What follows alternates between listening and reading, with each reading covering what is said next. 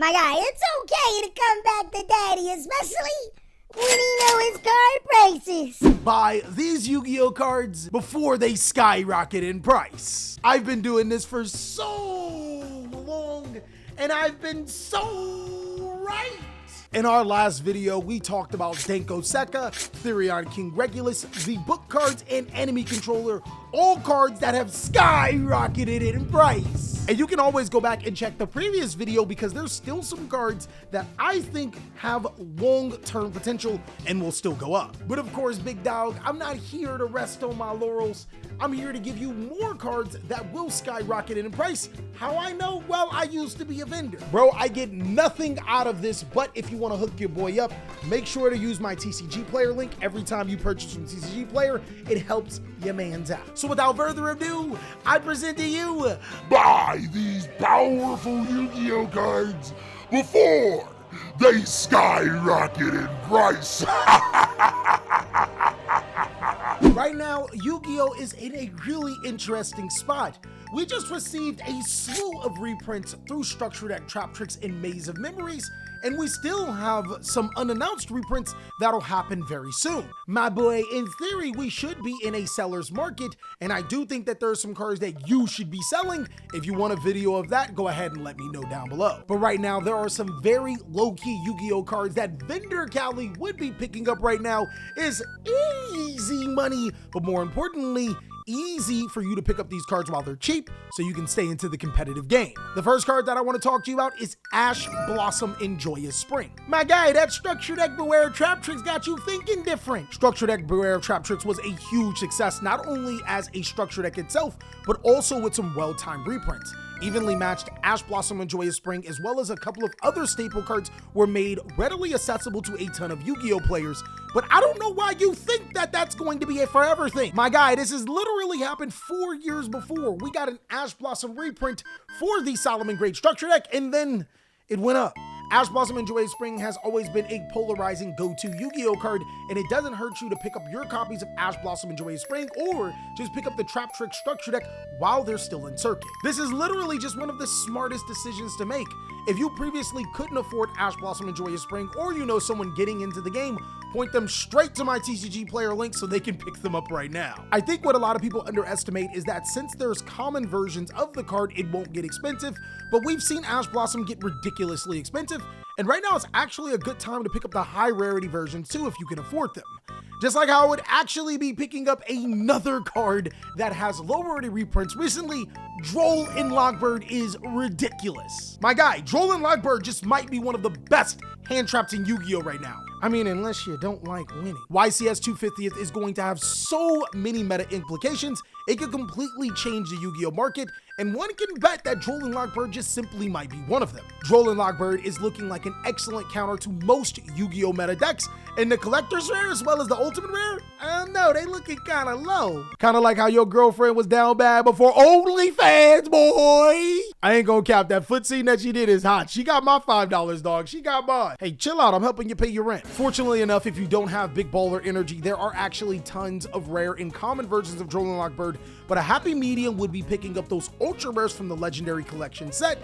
Those are bound to go up no matter what. Plus, it's always good to have nice rarities of Droll and Lockbird before all the vultures get to them, right? But in all seriousness, you should know by now that I do not cause buyouts.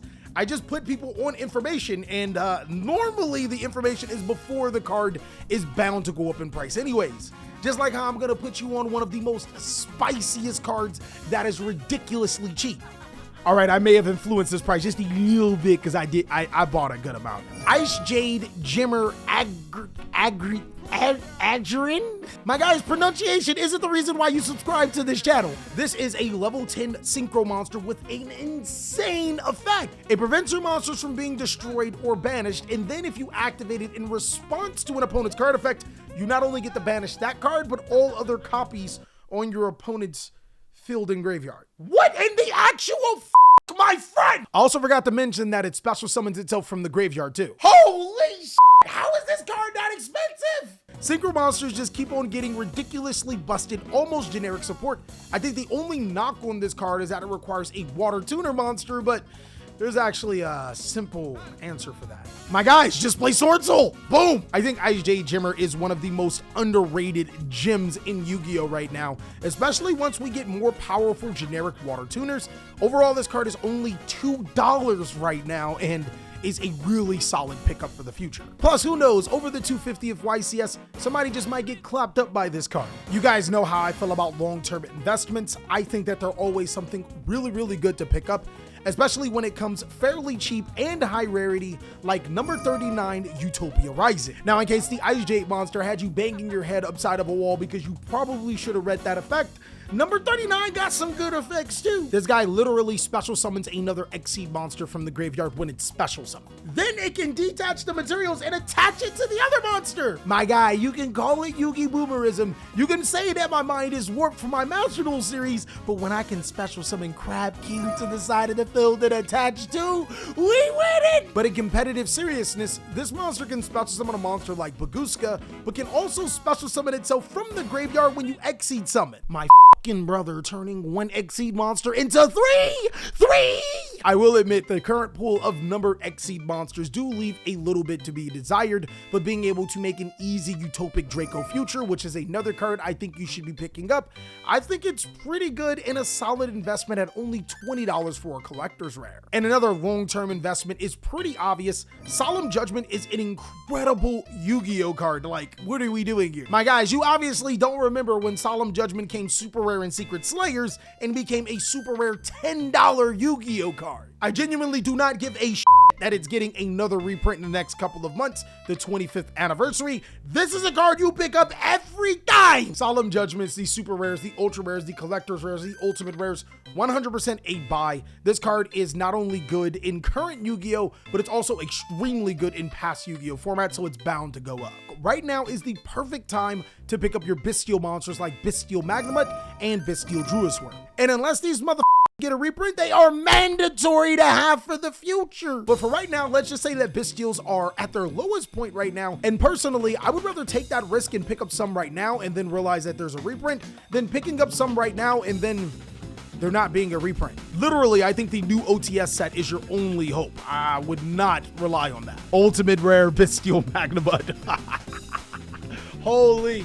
The Bestials are easily my most riskiest buy these cards before they skyrocket in price, as it could bite you in your face, but a card that is 100% not going to bite you in your face is Stardust Accel Synchro. I mean, Accel Synchro Stardust Dragon, jeez, there's so many. Like, genuinely, who made this card though? Accel Synchro Stardust Dragon is a generic synchro monster that special summons level 2 tuner monsters from your graveyard and then allows you to tribute it to special summon one Stardust Dragon from your extra deck and then synchros. It also makes the synchro summon monster unaffected by your opponent's activated effects for the duration of the turn. My guy, isn't this a way to turn a level 8 synchro into a Baron de Fleur? Are you dumb here? It also helps that this card allows you to synchro summon into other powerful synchro 10 monsters like Xing Ying, Rudy Rose, and of course one of my favorites, Satellite Warrior. My guy, have you read this card? It's literally what it was made for. Hey, Shooting Star Dragon, shut up. We're not talking about you. Accel Stardust Synchro Dragon seems like a walking time bomb, especially with the new Cyberstorm Access set having more Synchro 10 monsters. I think this is a card that we should definitely be picking up. And lastly, if we're going to talk about a sneaky good Yu-Gi-Oh card that not a lot of people are paying attention to, this card has been in the meta rotation before. Garura Wings of Resonant Life is actually extremely good. Now, Garura actually is multi-purpose. It was once used for tier limits to be able to fusion summon into as a bridge for cards like Baron de Fleur or into Curious, and then it later just strictly became a super polymerization target because of its versatility. Nowadays, it is a prime Dogmatica punishment target. Huh? What? TheCaliEffect!